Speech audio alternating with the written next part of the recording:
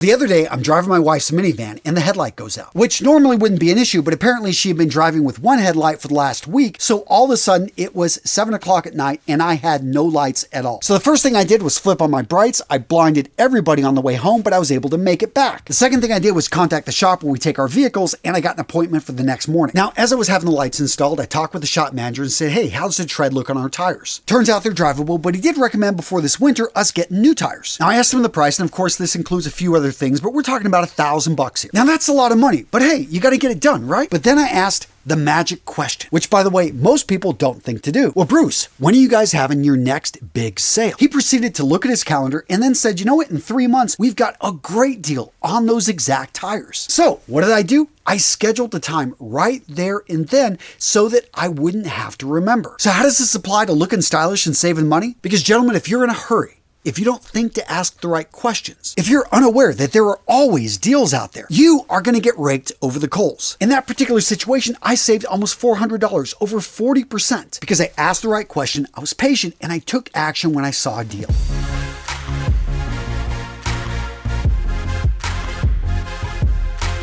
Now, of course, with all the shopping tips I'm talking about right here, the basic rules of style still apply. Know the style pyramid. Fit, fabric, and function. If a piece of clothing doesn't fit you or can't be adjusted to fit you, don't buy it. When it comes to the function of the clothing, you want to own pieces that actually are going to serve your particular needs. You want clothing that you're going to be able to wear day to day, that functionally works for you. And when I refer to fabric, I'm talking about the material and the build quality. Always buy the best you can afford. But hold on, wait a minute. Is there an exception to this rule? The answer is yes, of course, because a lot of guys just getting started or men on a really tight budget have to be frugal when they're out there looking to add items to their wardrobe. Case in point, footwear. I know most of the shoes I talk about in this channel cost hundreds of dollars, but what if you don't have that money? Well, gents, in the case you're in the market for inexpensive footwear, I'm talking footwear well under $100, you want to check out today's sponsor, Bruno Marc. Bruno Marc was kind enough to send me a few pairs the other day, and I have to say I absolutely loved these mesh sneakers. In fact, what I liked about these sneakers is that they were a step above. They were comfortable. What I like about Bruno Marc is that they have tons of different style options. And that's a great thing because I know a lot of you guys want to try a particular style, but yeah, you don't want to go out there and spend hundreds and hundreds of dollars. You want to first try something. Okay, am I even going to wear this? Does this look good with my existing outfits? And let's face it, with a casual lightweight sneaker like this, I'm not looking for something that's going to last decades, and I don't want to spend hundreds of dollars. I want something that is simple, going to work for me here in this year. And yeah, if it only lasts a few seasons, I definitely got my use out of it. But gents, when you go over to the Bruno Marc website, you look online, you're going to see tons of different styles, tons of different options. And again, what I like is you get an inexpensive shoe that you can try these styles and you can see if they work for your lifestyle. And with that being said, gents, to get the best deal on the web, use that link in the description of today's video and go over and grab your Bruno Marcs today. Seriously, gents, for the money, you're getting a good shoe at a fair price. Now, there are some guys out there that think that spending more is a show of power. Others think that if you use coupons, you're trying to save money, you're trying to find a way to be able to save a penny, you are obviously cheap. Are you serious? Yeah. 1,000 coupons, man. Guys, I'm all about paying for quality, but I do think a man should never overpay. On top of that, if you ever read about the biographies of some of the most successful, wealthy men out there, what do you notice? These guys actually do watch the pennies. They understand that a small leak can sink a great ship. And if it doesn't cost me a whole lot of time, and in fact, if I can make it fun, it's almost like a game, all of a sudden finding ways to be able to save money day to day, all of a sudden just becomes something enjoyable. For instance, whenever I'm out shopping, I like to see if I can actually guess the amount that's going to be. It's actually fun when you're with somebody, you're with your kids, all of a sudden it's like, okay, how much do you think all this is going to cost? Why this is valuable? Because when things are really off, all of a sudden you want to, check that receipt. Seriously, I've been overcharged so many times, and being able to catch that, being able to spot, hey, I've been overcharged, even when you're undercharged, actually being able to say, hey, I didn't get charged for this, makes you feel like, you're an honorable person. Point being is you need to check the receipt. You need to make sure that, 10% of the time they are making mistakes at checkout. Another quick way to save money is to ask what type of discounts do they have. Veteran, military, student, senior. And I know for me, locally, a lot of stores are giving cash discounts because they don't want to pay the credit card fees. And I get it, you may not be a student, but as the 17-year-old you're buying that computer for, just the other day, bought my daughter something, and she is a student. She used her ID to be able to get a discount despite the fact she's paying with my credit card. The other day, we're in Southern California. Disneyland has a local discount for California residents. Guys,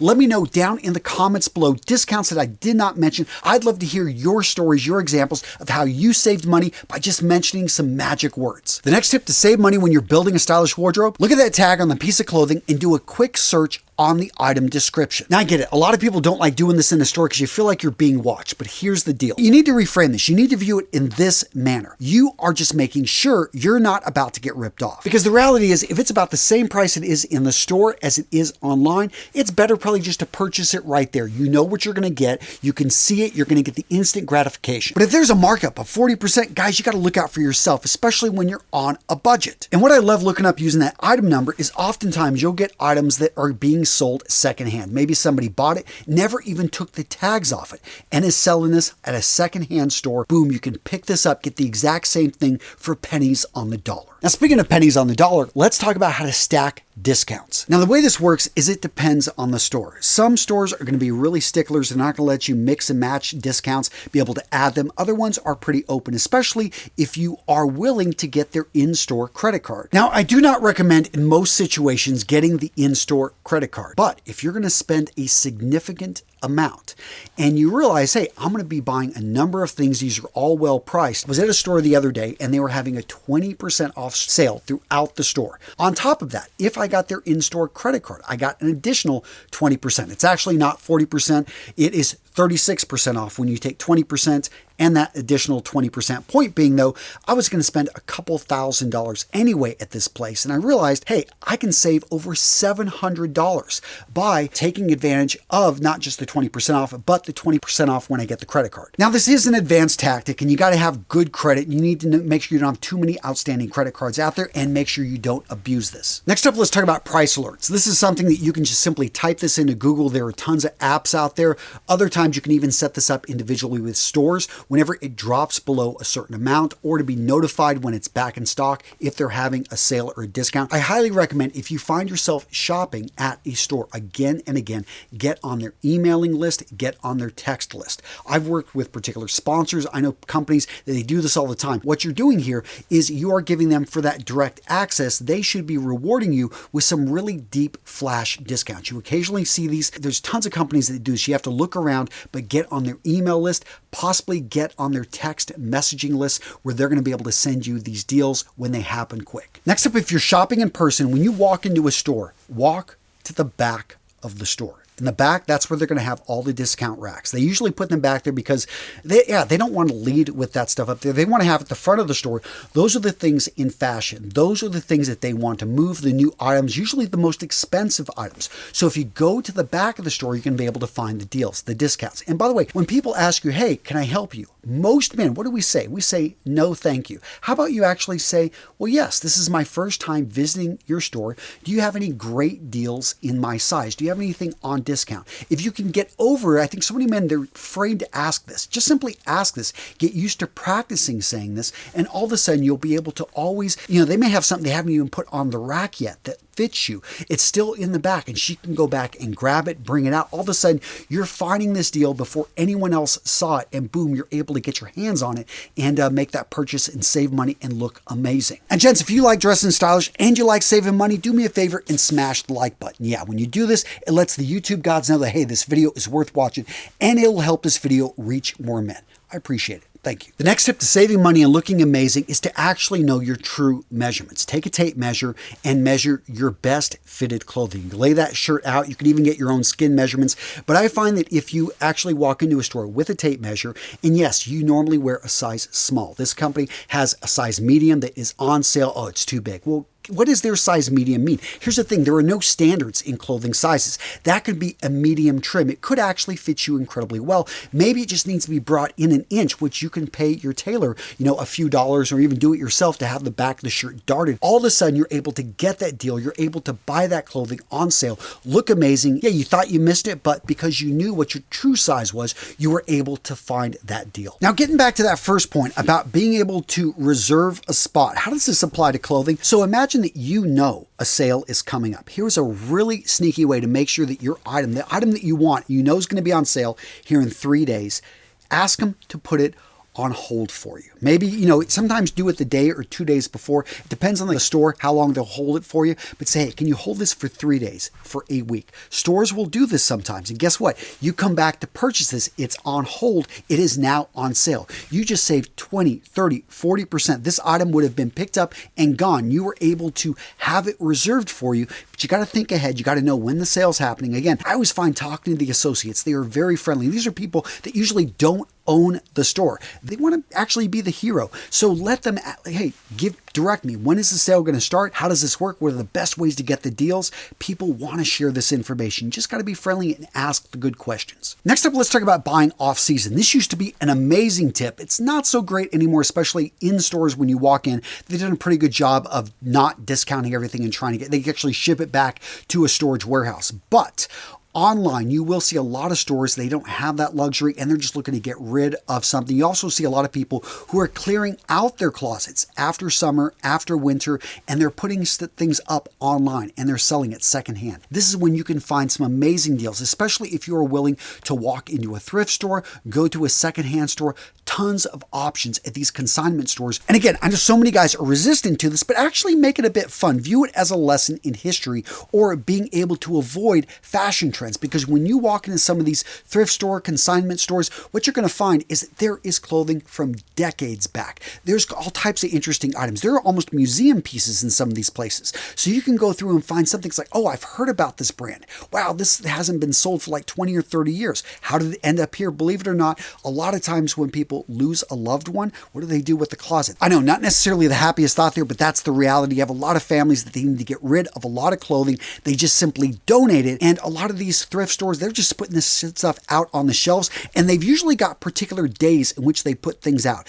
So go in and again, start talking with people. Say, hey, when do you guys put out the new clothing? Oh, it's Tuesday mornings, Thursday mornings, and Saturday mornings. Well, those are the mornings that you want to stop in and peruse through, check through all the new items that have been put on the shelves. Maybe even talk to people that are working there, let them know, hey, your size, what you're looking for. You can put a bounty out, talk with them, say, hey, if you ever see anything, can you put it to the side for me? And all of a sudden you become a regular and you're able to get some deals, look amazing for pennies on the dollar. Next up, don't be afraid to stock up on the essentials. Underwear, socks, V-neck t-shirts that just simply fit you well and are your go-to. When you find something that is on sale, you know that you're going to wear this again and again. It's going to be in your wardrobe. It's a classic piece. Don't be afraid to buy more than a few of them. Yes, you may be set for the next few years, but guess what? You saved tons of money. I had a friend, she was at a store the other day, got $200 in clothing for like $26, huge sales, and it was more than what she needed, but she thought, hey, this is going to be for my husband, it's going to be for my oldest son. She just simply bought them clothing she knew that they would need,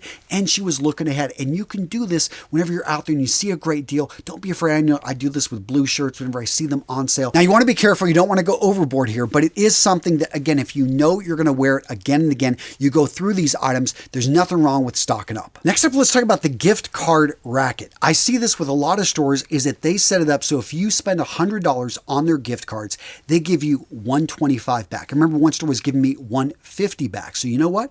I knew I was already going to spend a few $100 at the store. So I just bought enough in gift cards and I was able to pay for my entire purchase. And I had all of a sudden saved like, I think, what is that? 30%, 33% because I simply paid with gift cards and then I had extra money. Guys, look around. There's always a way to be able to save. So this next tip is more what not to do. And that is you don't want the big logos. You want to keep the logos small. You want to keep them muted.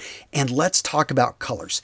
Neutrals. You want to go with the simple base colors. The classic palette for an elegant wardrobe are going to be the colors of black, white, gray, navy, and brown. Now, of course, when I say navy, I'm talking a dark blue, and you can go with a medium blue and a few other variations of blue, but you don't want to go with anything bright. So anything neon, anything, just really grabs attention. That right there is going to be more for an accent piece. And with browns, remember, there is a wide range of options and shades here. So you're going to have dark browns, you're going to have medium browns. Really depends on your skin tone and what naturally complements you. And the way to know this is actually look back to your wardrobe when you were a kid. Oftentimes we had other people dress us and they would choose particular colors that we just simply liked. They had an eye, especially if it was our mom. Maybe she noted that, okay, this works really well with you. I know for me, it was olive green. I always lean towards that color. And as we're talking about color, let's also get into patterns. Really keep it simple with patterns. Nothing wrong with bringing a few patterns in, but don't go over the top. Remember, if you want to go for an elegant, timeless wardrobe, that type of look, you want want to look expensive. You want to keep things muted in general. Now, this next rule, I feel like a bit of a broken record saying it, but guys,